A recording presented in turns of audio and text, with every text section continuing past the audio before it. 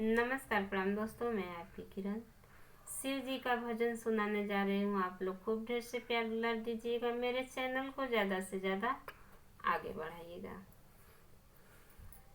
भांग पी के सो गईले भोला, जगावे गौरा। भांग पी के सो गईले भोला, जगावे गौरा।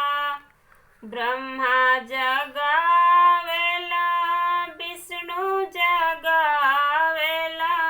ब्रह्मा जगावेला, विष्णु जगावेला।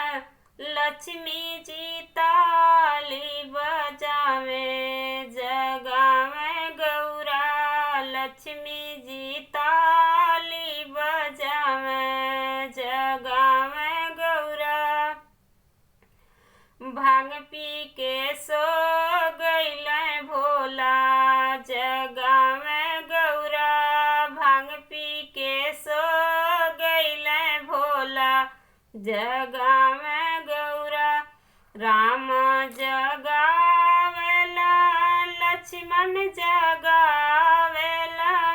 राम जगावेला, लक्ष्मण जगावेला। हनुमान राम गुण गावे, जगावे गौरा। हनुमान राम गुण गावे, जगावे गौरा। भांग पी के सो गईले भोला, जगावे गौरा। भांग पी के सो गईले भोला, जगावे गौरा। सरजू जगावेली, यमुना जगावेली। सरजू जगावे, यमुना जगावेली। गंगा मैया चरण धुलावे, जगावे गौरा। गंगा मैया चरण धुलावे, जगावे गौरा। भांग पी के सो गईले भोला, जगावे गौरा।